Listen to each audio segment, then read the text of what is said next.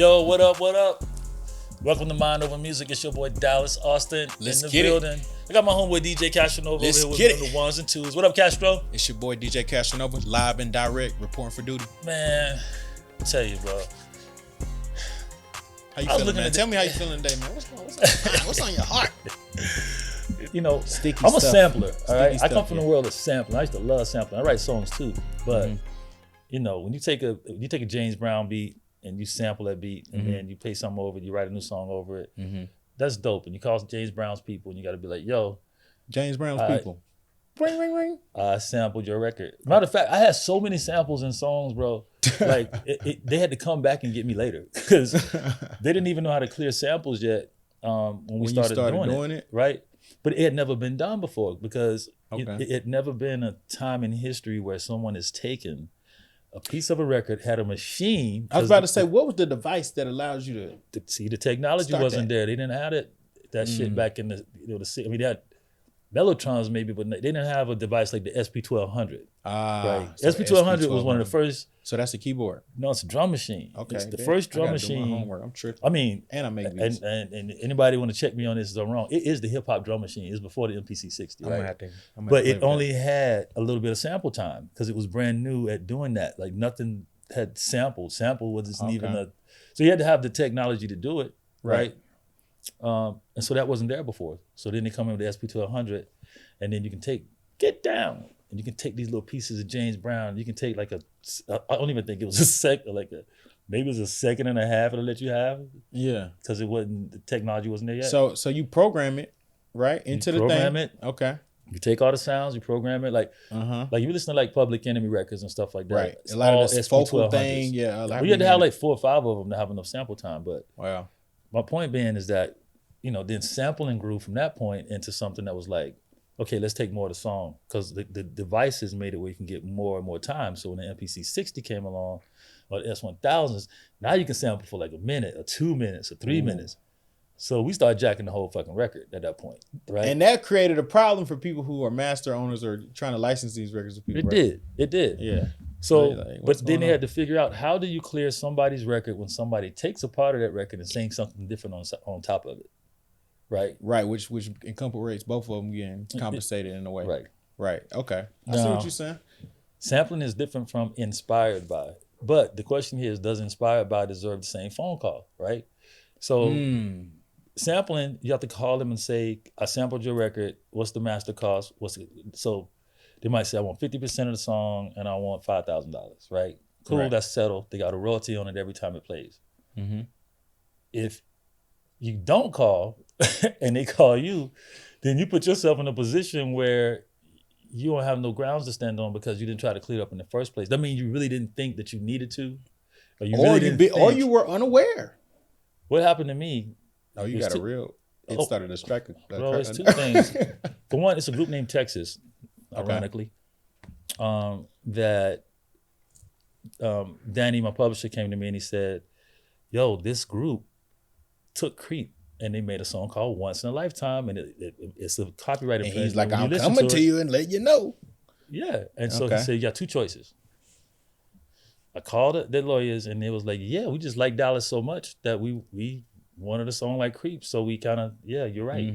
So he said, "You got 2 choices: either you can sue them or you can work with them because they really want to work with you, and they're huge, and they can probably cut you a deal on the record they already did or whatever." But for me, I'm like, let's go work with them. Yeah, right. But at least they did acknowledge that the song Once in a Lifetime. Now, do you think he could have tried to, like you said, and come back and be like, "Hey, it is what it is"? I mean, but do you think at that point it's too late? Because like you said, when you come to 4, the record's done. Like if they would have came to you before they had even made the record, like, "Yo, we love you. We want to do this, and we hope you like it. This is our idea." They would have sent it to me. They would have sent it to us to clear it, to say, "Hey, is this an infringement or are you okay with this?" But so that's how that would work. Okay. But what's weird about copyright law? What's weird about the law, not just copyright law though, is I had a record, Unpretty. Okay. That massive record. I'm aware. Massive record. That this dude claimed that he gave this dude sued me for it and claimed that he wrote it. Right? You got sued for Unpretty, the record you wrote. Yeah, but check this out. Okay. So when I go to the deposition, Like same thing. Okay. So you had to go to court and what? Bro. So because for us that don't know and ain't never been sued about anything or the song, what is that? Like you get a call. Yeah. They said, damn it, they stole want my fucking song. $1 million. You stole their shit. So, Yo, so no, but that's they crazy. so the crazy Y'all go part. through the deposition? Now, this is the crazy part of the deposition. Okay. Is I'm sitting there and his dates were like in November and my dates was in June. Like when you make a song, the DNA is in your laptop, in your computer. Right. The time you put the kick drum in, the time you put the hi-hat in. So they in the database. They in the deposition they took all our hard drives. So luckily Rick Shepard had saved everything and put everything, organized it to the T. So what happened is they said, well, you claim you got this song in November, right? So yeah. KP the Great. What up, KP? KP the Great. He said KP was A&R at LaFace at the time. And he said that there's so many people that we don't know did that. That's crazy. Come on, man. There's legends around these camps, bro. That's crazy. But KP was he said that he gave the song to KP to give to me for TLC. For one, during that time I was making a ton of money doing the girl, so I didn't want to accept no record. I couldn't accept the record. I was on the contract to do X amount of songs. Yeah. But even beyond that, Flex. The crazy part about it was when they looked at in the deposition at the time that he said he wrote his song. Yeah. He gave it to KP, was like in November or something like that. But my dates was like June. Boom. So that should have been a done deal, right? That's it. It was. So hold on. I would have to take, and this is what I said in the deposition. I said, yo, I would have to take the time machine into the future, steal your song, and come back. And that's just because the irritation that has caused you to have. And then that's just because of the fact I wrote this shit before annoying you did. though. So, But I'm saying for you to already know that it wasn't a real. It was just jaw jacking to me in the whole thing, right? So the lawyers were like, you know what, this doesn't make any sense. Okay, this is crazy. The DNA shows that Dallas wrote the song first. I'm like, y'all are you are suing me for my song and trying to take my shit. Now check this out. They dropped the case in Atlanta because it didn't make any sense. Everything about it, the dates and everything else. This dude goes and open the case up in New York City as a new case, right? Now this is the worst feeling I think I've ever felt kind of in my life when it came to music because my lawyers called me and they said, yo, this student opened up the case again in New York. That's how can you do that? That's crazy. Because it's a different state. Now they said, jurisdiction. They said, so check this out. Yeah, okay. That's what you're saying. They're like, now, I said, I thought we just won this in Georgia. We did. And you know what? You will win in New York. But you know what? You're going to have to go to court. You're going to have to pay all the lawyer fees. You're going to have to pay all the dues. You're going to have to pay. So it's going to cost you about $1 million to take this case to New York City. And for you to win it. But you will win. Man, but you in a pickle. That's a catch-22. I'm more in a pickle. I'm like, yo, please tell me something else. Please tell me that he didn't just steal my song from me, make claims on it, and I have to pay this. Okay, now let's talk about that shit. Okay, I need to hear something else because that makes me want to kill somebody. What I got is stealing my shit, and when I you got to pay have him a for situation, right? And this is the other side of the game, right? Because people from different neighborhoods handle things differently, right? So when you in some type of situation like this, of course you can't really do nothing because you be suspect number one. Which you're not saying you would, but I'm just saying hypothetically speaking, right? It's like you really can't do nothing here. You can't do nothing here. You can't do nothing here. It just make you feel rated, bro. Because it's like that's what's wrong with when it comes to copyright law and when it comes to that's a lot music, of pressure. Period. It gets to be like, I'm surprised this case with them took this long.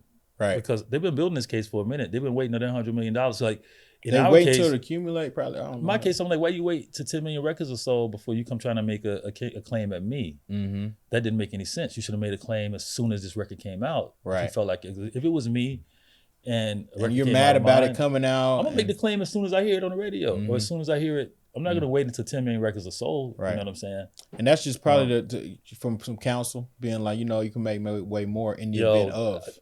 It's a few people that's not felt. Jermaine have been in this situation before. I think a lot of us as writer producers, it either you're gonna be targeted or either it's gonna be some misunderstanding, which that's rarely the case.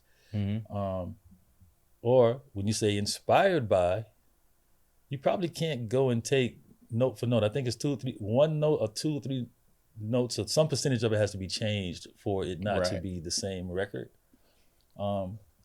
And you can get away with that too. Like if I took a sound, like for instance, when I made Creep, right? The horn sound on there, Clive Davis would always say, "Man, that Miles Davis horn sound is amazing," but that's not Miles Davis. Wow.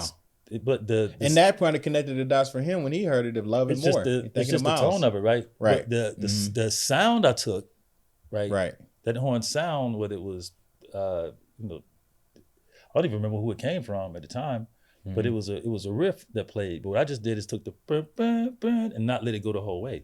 If I let it go the whole way, it's the exact. I would have been taking that thing. The inspired by sound is what made it where it sounded like a Miles Davis, or the way it was played. So it's inspired by. And that was your spin on that sound, and that's what you created from that. That's my spin on trying to be Pete Rock, to tell you the truth. Like I was trying to be like, wow. Hey, Pete Rock, man. Pete Rock is hard, bro. Big up Pete Rock. Pete Rock, man. Pete Rock had the best damn hi-hats. Like his hi-hats would be just like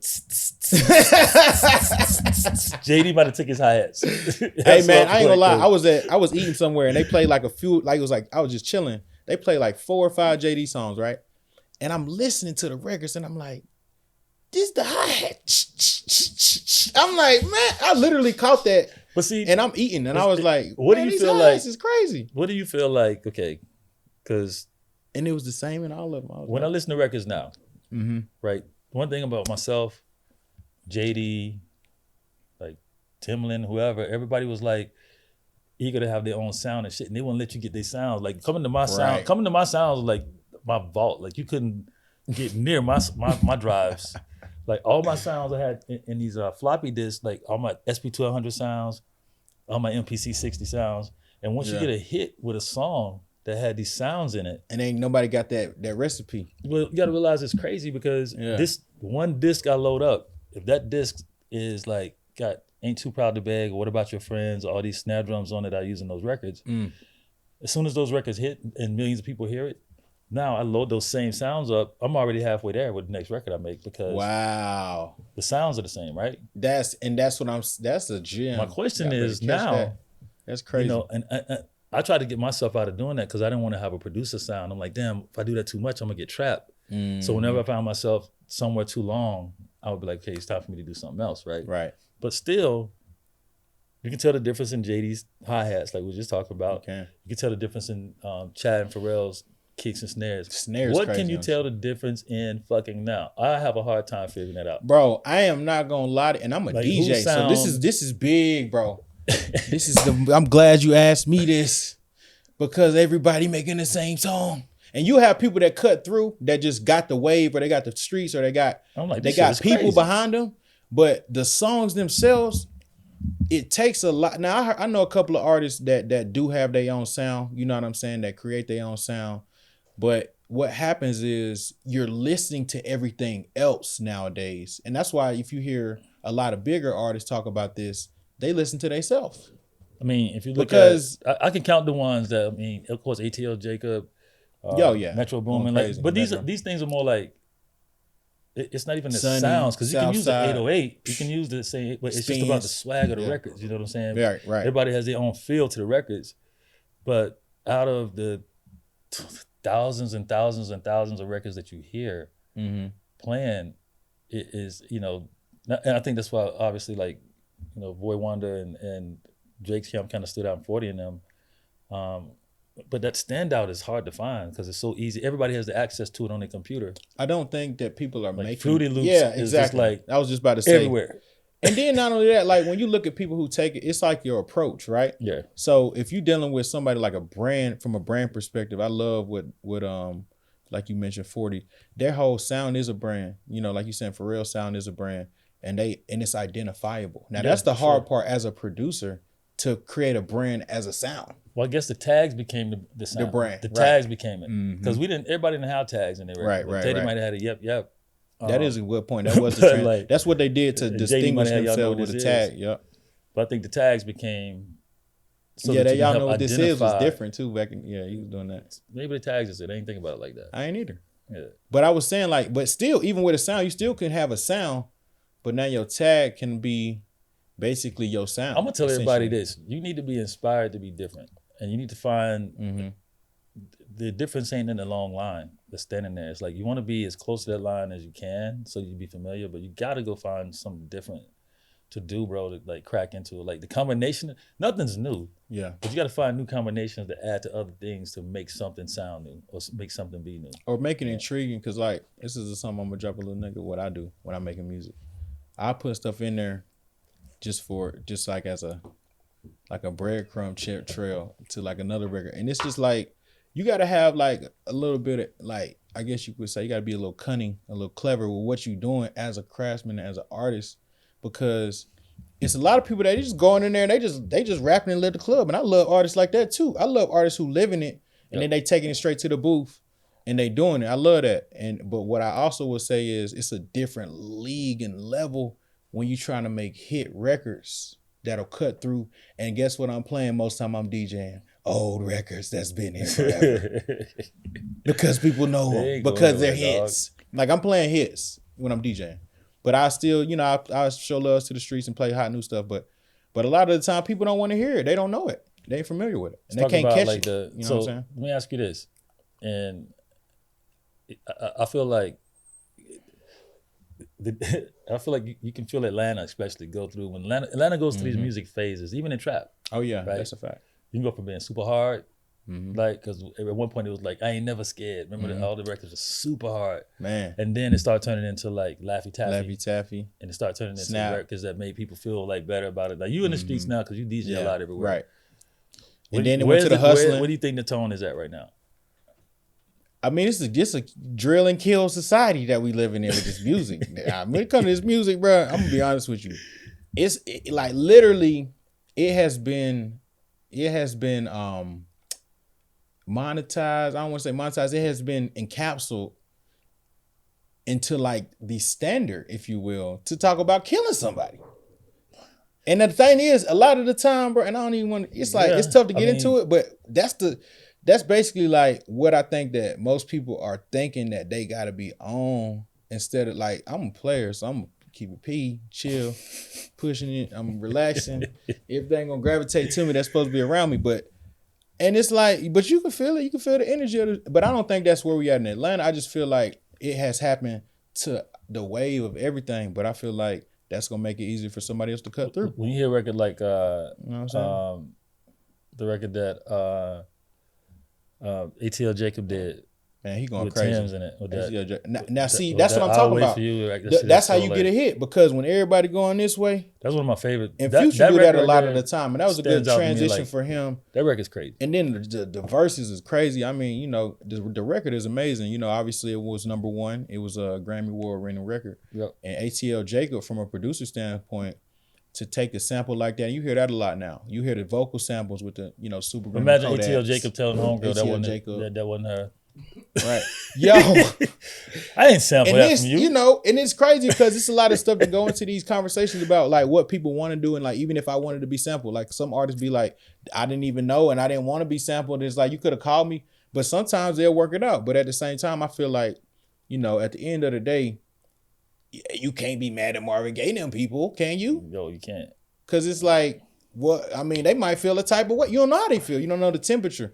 But then I can also understand how he feel. Like he like, man, y'all keep on, boy, y'all trying to get it up out me. Y'all suing me every week. It's just, I don't even want to. I'm straight on all this. I'm telling you, if somebody took "I'm in Love with the Shape of You," he would feel that same way. Probably if somebody. That's a good point. Oh no, but he's an artist. He might have been like, you know, they was inspired by it. And he could have been channeling. He could have been vibing, listening to that. Could have been like, you know what? I'm glad they liked it. You know and he was like, but was it homage? The record gets really was it homage? Big, I don't care how humble you as an artist. That shit's huge. Well, huge. He's massive. And hundreds of millions of dollars have been generated. You probably gonna want to be like, you know what? I'm gonna give you a phone call on that one.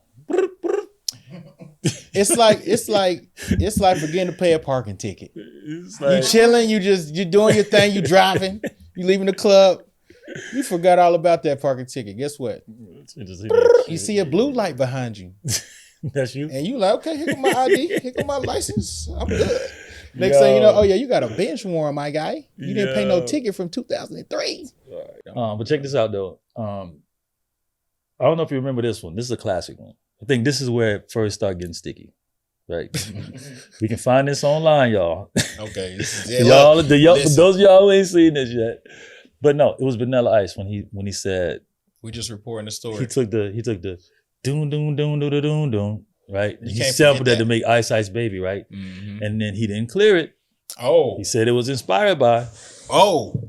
So then when they went at him, when the Queen people went and was like, what do you mean? So that was Queen, right? Yeah. Okay, I'm asking because it's a song called Under Pressure by Queen. Dun, dun, dun, dun. Doom, doom, I remember doom, I've doom, seen it on a commercial. Doom, doom, doom, doom, doom, doom. See, they got that's what got Ice Ice Baby going. That's what got Vanilla Ice going. Check out what Vanilla Ice said. Vanilla Ice, and you can go look. It's on YouTube. You can find this video. He goes, no. This song goes doom doom doom doom doom doom. He says my song goes doom doom doom doom doom doom doom doom doom doom doom doom. It does do that. It does, but that's because he repeated the fucking sample. He did. He was lying though. Yeah, we wasn't lying, but yo, I mean, that was his case at that point, and I felt like, I mean, it sounds so close. You got to say something. No, he sampled their song. Like doom doom doom doom doom doom. Right. Doom doom doom doom doom doom. Because when you hit the sample twice, it'll just start. See, back then, I said, the sample time wasn't long enough to play the whole record anyway. Right. So you had to hit that double skip to make it have enough time. So he produced that too? I think so. Potentially. I mean, he was defending it like he did because they came at him with a lawsuit back then. Like, you took our record. And back then, like I said, it was sampling hadn't found its way to be cleared yet. You know, it was still in the process. The good thing about sampling, and we can end this on a note for all of you great people who's going to be inspired by taking one of our fucking songs or sampling one of these records later on in life. More power to you. Just give us a ring or call first so they don't have to come after you. You know what I'm saying? I mean, because that'll make it easier. It'll make it easier on all us. And sampling has saved the lives of millions of people. And it has. If it wasn't for sampling for real, like Rick James, George Clinton, James Brown, hardworking people, all these people who and think about it like this: when these people were making these songs, when George Clinton was making Flashlight, Rick James was making Super Freak, right? Hit records. But the notion of a sample that wasn't ever processed yet because it can't happen. Now somebody could have re-sung that whole song and did a remake, a cover tune is what they call it, right? But for a machine, for technology, it's all about technology. You know what I'm saying? It started with the DJs having breaks and beats, having a little sample of this record and Grandmaster Flash keeping the break beat going in that one section over and over again, boom. So out of frustration comes innovation. They said, okay, they're doing break beats right here. How can we keep them shits looped around somewhere? And so they said, we sample them. So they invented the machine, the sampler. So you can then... Who's at the helm of making these machines? For me, it was emulator. I don't know who was doing it before. Because they was putting it, and a lot of these people that make sounds and the sound designers, y'all putting it down for people to create and inspire themselves through listening to the sounds. It's the technology, man. Yeah, technology. Bro, when technology is always the 9th, the 8th, 7th seal, the 9th seal, 10th seal. You can't, without certain devices, you can't access certain parts of life and nuances in life that's going to change. So they never thought about that before. So it was no way to clear it. It was no way to go to them and say, what's the percentage? Right. You look at a sample sheet now, sample sheet then, and they had like 32 people in one band and 13 people in another band. But once they did that, then think about where Rick James would have been without Can't Touch This. Like, with the MC Hammer, that's crazy. You kidding me? He did that, and all of a sudden Rick James got millions of dollars all over again, and then another royalty stream that's gonna come to him for the rest of his life after that again, right? And that's just gonna bring you back to life. Same thing with what Dr. Dre and everybody did for like the George Clinton. George Clinton songs are basically the West Coast sound. Wow. The whole West Coast sound is attributed to George Clinton. A lot of it, and it's good. It's good for music to evolve into new music. That's the whole point, right? It's like you want sounds to create new sounds. Yeah, but you don't want nobody taking your shit. Get paid for it. Hey man, if I'm making a beat, it's hard. It's tough because everybody need money, no matter who you are, where you are in life. So don't forget it. The moral of this story right here is, guys, on Mind Over Music today, the lesson is this, all right? Is that if songs are copyrights, they're gonna be around forever and ever and ever and ever, right? They will outdo. They'll be here when there's nothing left. Matter of fact, they'll be on Mars and in the universe, and music will be playing in your space stations, right? Yeah. So it's one of the most valuable copyrights, valuable pieces of property you can have. Right. Wow, I ain't looking at it like that. It's a valuable piece of property. So like the Marvin Gaye estate, all they're doing is protecting their assets for their grandchildren. and the children's children, and everybody after that. And I think, I'm sure they had legal counsel and people that was dude, it's just one of those things. I hate to see stuff like this because I feel sorry for both parties because it's such a great record, but then it's also such an inspired by, used, and probably is, let's get it on. Allegedly. So, allegedly. But in this case, man, I want everybody to stay creative, always stay inspired. And at this time now, when you just kind of understand the difference in inspiration of being inspired by somebody and somebody actually feeling like, or taking ownership to somebody else's art that they've created, and not wanting to pay them for it. So, that's a tough one to deal with. But Mind Over Music, y'all. Bio, man, to get everything you need to get from the website. DAD. Dad, Rowdy, Decentralized coming out. We getting that in Neiman Marcus. You getting it everywhere in the A, right? Cash flow talk so fast. Y'all see that? I was in sales. Let's get some of these sales up, dog. Yeah. Yo, that's our episode today. You know what I'm saying? The best podcast in the universe, Mind Over Music. Keep your mind on your music and your money on your mind. Castro, what you gonna take us out with today, baby? Boom.